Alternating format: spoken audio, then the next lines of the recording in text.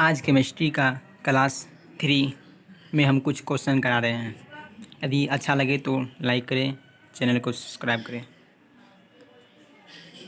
जल में घुलनशील भस्म को क्या कहते हैं? तो जल में घुलनशील भस्म को क्षार कहते हैं। पीएच मान का निर्धारण किसने किया था, यानी किस वैज्ञानिक ने पीएच मान का निर्धारण किया था? तो सोरेनसन ने। फिर अगला, सभी अम्ल जल में घुलकर क्या प्रदान करते हैं? तो H+ आयन। भस्मों का स्वाद कैसा होता है? तो खारा। किसी एक सामान्य व्यक्ति के रक्त का पीएच स्तर क्या होता है? तो 7.35 से 7.45।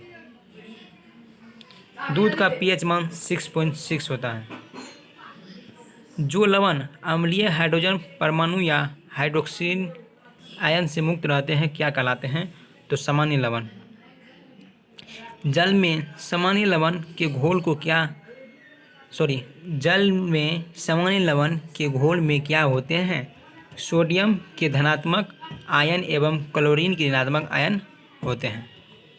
लवण जो जल का अवशोषण करता है कहलाता है हाइग्रोस्कोपिक लवण। पीएच मूल्यांक दर्शाता है किसी घोल के अम्लीय या क्षारीय होने का मूल्यांक। अमोनियम क्लोराइड का जलीय विलयन होता है क्षारीय। अमोनियम क्लोराइड का जलीय विलयन कैसा होता है? तो क्षारीय होता है। H2O यानी जल और जलीय सोडियम हाइड्रोक्साइड से भरी परखनली के विलयनों में विभेद किया जा सकता है लाल लिटमस द्वारा। H2CO3 कैसा लवण है? तो अम्लीय। किस लवण का जलीय विलयन लाल लिटमस को नीला कर देता है? तो Na2CO3। कॉपर सल्फेट का जलीय घोल प्रकृति में अम्लीय होता है क्योंकि लवण में होता है हाइड्रोलाइसिस। स्थिर ताप पर किसी गैस का आयतन कम करने पर उसका दाब बढ़ जाएगा। सामान्य ताप और दाब पर गैसों के समान आयतनों में अणुओं की संख्या समान होती है। यह किस नियम के अनुसार है? तो एवोगाड्रो की परिकल्पना के द्वारा। गैसों के विसरण का नियम किसने प्रतिपादित किया? तो ग्राहम ने। वायु से हल्की गैस होती है अमोनियम। किसी गैस का अनुभार उसके वाष्प घनत्व का कितना होता है? तो 2 गुना। ताप एवं दबाव की सामान्य अवस्था में विभिन्न गैसों के समान आयतन में किसकी संख्या समान होती है? तो अणु की। गैसीय समीकरण PV = nRT में R सूचित करता है एक मोल गैस को। भिन्न भिन्न नियम तापों पर गैसों के आयतन दाब आचरण को दर्शाने के लिए आरेखित चक्र रेखा क्या कहलाती है? आइसोथर्मल्स। आदर्श गैस की ऊर्जा निर्भर करती है मोल की संख्या पर। सभी गैस शून्य आयतन प्राप्त करती है जब तापक्रम है -273 डिग्री सेल्सियस। परम ताप का मान -273 डिग्री सेल्सियस होता है।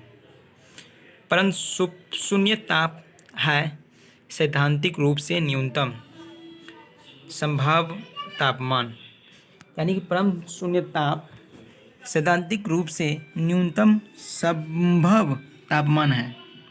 वे पदार्थ जो जलकर ऊष्मा प्रदान करते हैं कहलाते हैं ईंधन।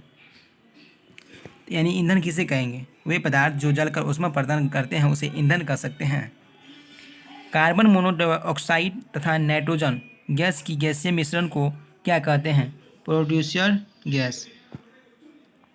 सुरक्षा की दृष्टि से खाना पकाने वाली LPG गैस सिलेंडर में क्या भरकर गैस को गंधयुक्त बनाया जाता है? तो मरकैप्टन। मरकैप्टन इसलिए मिलाया जाता है क्योंकि जब गैस लीक होता है तो हमें पता चल सके। गोबर गैस मुख्यतः होता है मीथेन। यानी गोबर गैस में जो है कौन सी गैस होता है? तो मुख्य रूप से मीथेन होता है। LPG में कौन सा गैस मुख्य रूप से होती है? ब्यूटेन। LPG का पूरा नाम लिक्विफाइड पेट्रोलियम गैस है। यहाँ एल नहीं दिया है, यानी एल आप दे दीजिए, LPG।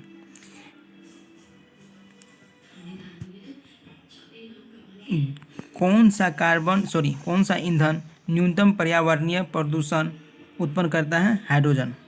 रॉकेट को चलाने में प्रयुक्त ईंधन कहलाते हैं प्रणोदक। प्रणोदक का प्रयोग आजकल रॉकेट में बहुत ज़्यादा मात्रा में किया जाता है।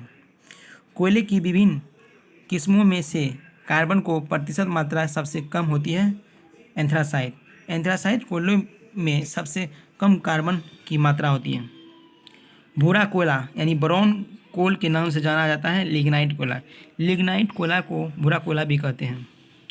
पेट्रोल से लगने वाली आग के लिए किस प्रकार के अग्निशामक का प्रयोग किया जाता है? तो झाग वाला, यानी पेट्रोल से जब आग लगता है तो उसमें अग्निशामक के रूप में झाग वाला पदार्थ का प्रयोग करते हैं। अग्निशमन में कौन सी गैस प्रयुक्त होती है? कार्बन डाइऑक्साइड यानी CO2।